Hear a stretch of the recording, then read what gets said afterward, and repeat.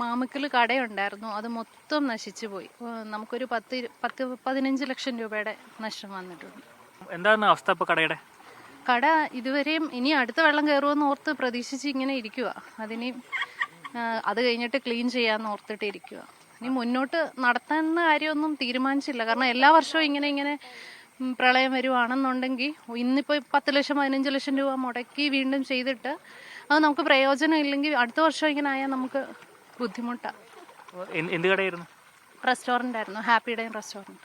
700 മുഴുവൻ പോയല്ലേ? എല്ലാം പോയി.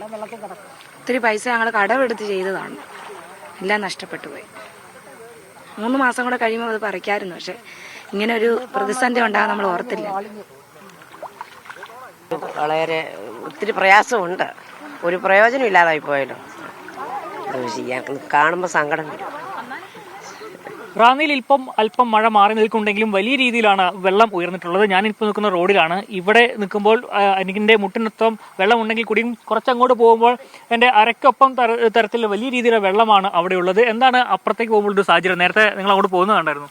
തോട്ടിൽ നിന്നുള്ള വെള്ളം റോഡിൽ കയറിയിട്ട് നല്ല ശക്തിയായിട്ട് ഒഴുകിക്കൊണ്ടിരിക്കുകയാണ്. അങ്ങോട്ടൊരു ബൈക്കോ വണ്ടിയോ പോയാൽ വെള്ളത്തിൽ കൂടെ പോകും. ഈ സാഹചര്യം ഉണ്ടാകാൻ കാര്യം ആ സൈഡ് മൊത്തവും മണ്ണിട്ട് നിറച്ചേക്കുകയാണ്.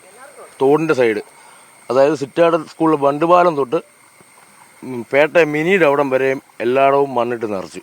അത് കാരണമാണ് ഈ റോഡിൽ ഇത്രയും വെള്ളം കയറി കിടക്കുന്നത്. ഇനി ചെറിയൊരു ചാറ്റൽ മഴ പെയ്താൽ പോലും ചെട്ടുമുക്കിന് വെള്ളം കയറും.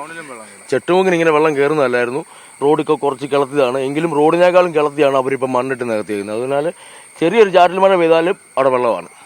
ഇട്ടിപ്പാറ ടൗൺ ഇനി മുങ്ങും. അതായത് ഈ അങ്ങാടിക്കരയിലെ വെള്ളം മൊത്തം മണ്ണിട്ട് നിരത്തിയേക്കുന്നതുകൊണ്ട് അപ്പുറം നല്ല കുഴിയായി. അതുകൊണ്ട് ഇവിടെ വെള്ളം കയറുന്നതിനനുസരിച്ച് അവിടെ വെള്ളം മുങ്ങിക്കൊണ്ടിരിക്കും. Town complete മുങ്ങിപ്പോകും. ഇവിടെയാണ് ഒരു 3 വണ്ടി മുങ്ങിക്കിടപ്പുണ്ട്. അതായത് റോഡിൽ നിന്ന് 2 അടി പൊക്കത്തിലാണ് മണ്ണിട്ട് പൊക്കിയേക്കുന്നത്. അതുവരെ മുങ്ങിപ്പോയി. അത്രയ്ക്ക് വെള്ളമാണ് മിനിഞ്ഞാന്ന് ഇവിടെ കയറിയേക്കുന്നത്. അപ്പോൾ ഇന്നലെ വെള്ളം എല്ലാം ഇറങ്ങിയതായിരുന്നു. ഇന്ന് രാവിലെ വീണ്ടും ഇപ്പോൾ ഇത്രയും വെള്ളമായിരിക്കുന്നു. നല്ല ഒഴുക്കുണ്ട്, തോടിനേക്കാളും ഒഴുക്കാണ്. ഇപ്പം നോക്കി നമുക്കിവിടെ നിൽക്കത്തില്ല, അതുപോലെ ഒഴുക്കാണ്. റോഡിൽ ഇപ്പോൾ ഒഴുക്ക് കൂടുതലാണ്. ഇപ്പം ഞാനിവിടെ നിൽക്കുമ്പോൾ നമുക്ക് മുട്ട വെള്ളമുള്ളൂ.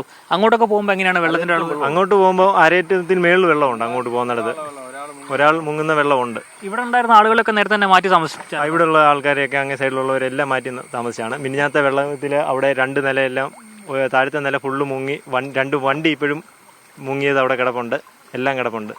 ഇപ്പോൾ അങ്ങോട്ട് പോകാൻ കഴിയാത്ത സാഹചര്യമാണ് അല്ലേ? അങ്ങോട്ട് പോകാൻ പറ്റത്തില്ല ഇപ്പോൾ, വെള്ളം അതുപോലെ. 100-150 മീറ്റർ വെള്ളം കയറി കിടക്കുക. അത് കഴിഞ്ഞാൽ ഒരു ചെറിയൊരു കട്ടിപ്പുണ്ട്. അത് കഴിഞ്ഞാൽ പിന്നെ ഇതുപോലെ തന്നെ വെള്ളമാണ്.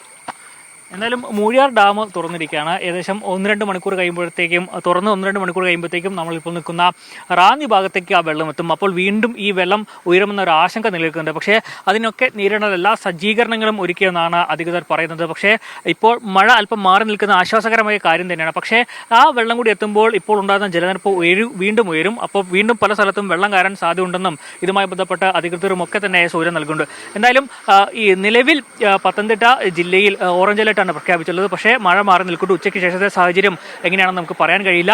എന്നാലും നിലവിൽ ആശങ്കപ്പെടേണ്ട ഒരു സാഹചര്യമില്ല. അതേസമയം തന്നെ വെള്ളം വീണ്ടും ഉയരാനുള്ള ഒരു സാധ്യതയും നമുക്ക് തള്ളിക്കളയാൻ കഴിയില്ല.